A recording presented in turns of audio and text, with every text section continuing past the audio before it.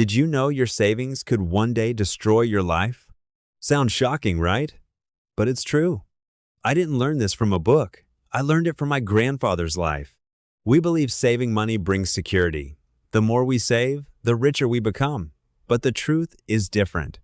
Money saved without purpose doesn't make you wealthy. It slowly invites poverty into your life. Why does this happen?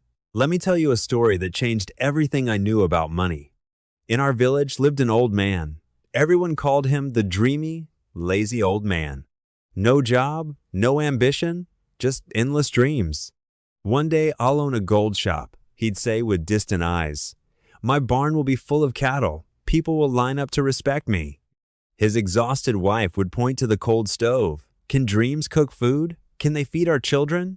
The old man would smile that same empty smile. Just wait. When the time comes, you'll see magic happen. Days turned into months, months into years, but the magic never came. Then one monsoon night, everything changed. His little grandson curled up on the floor, crying from hunger. The child's thin body trembled, his tears mixed with rainwater leaking through the roof. That night, the old man's palace of dreams collapsed like a house of cards. He finally understood dreams don't fill empty stomachs, thoughts don't defeat hunger, only sweat does, only action does. The next morning, the village saw a miracle. The man who once feared the sun now worked beneath it.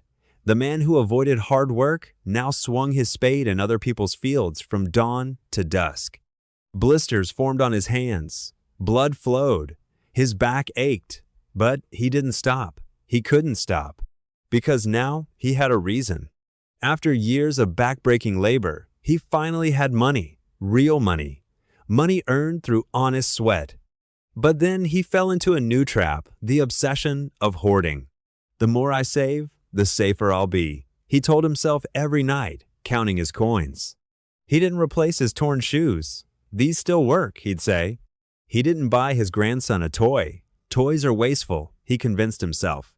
The family learned to survive on half-filled stomachs while the money pouch grew heavier. With the growing savings came a growing sense of security, a false sense of security. Then fate struck its cruelest blow. One day, he decided it was finally time to enjoy the fruits of his labor. He took all his savings to the market to buy good rice, the kind his family deserved. The shopkeeper looked at his money and laughed.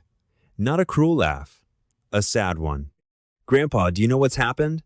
This money that once bought a full sack of rice, the best quality rice, now won't even buy 5 kilos. Prices have gone through the roof." The pouch slipped from his trembling hands. Years of sacrifice, years of denial, years of saving. And for what? In that devastating moment, he understood a truth that books never taught him. Money that doesn't move slowly dies, and inflation is the silent killer. On his way home, defeated and broken, he noticed something he'd never paid attention to before. His neighbors weren't wealthy, but they weren't struggling either. Some had planted mango saplings years ago. Now those trees bore fruit and income. Some had bought a cow or two. Now they sold milk daily.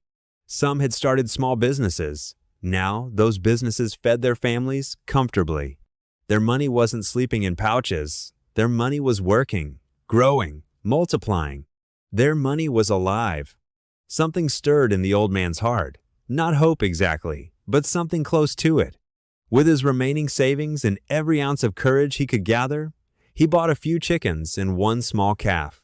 The village erupted in laughter. "Look, the lazy old man has become a farmer at his age." But the old man didn't care anymore. He had learned too much to care about mockery. 1 year passed. The laughter stopped. Eggs from the chickens sold every morning. Milk from the cow delivered to homes daily. The chickens multiplied. The calf grew into a cow and gave birth.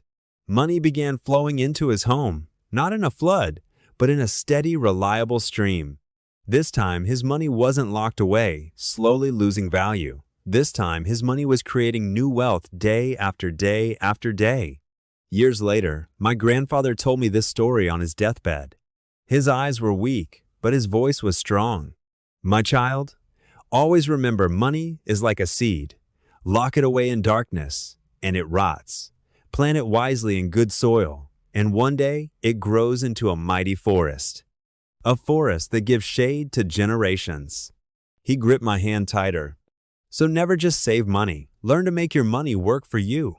Today, if your savings are sleeping quietly in a bank account or locked away in a drawer, remember this story. A monster called inflation is silently devouring your wealth every single day. The question isn't whether you have money. The question is, where will you plant it? If this story changed how you see money, subscribe to Where Hope Learns. Because where there is hope, there's always an opportunity to learn.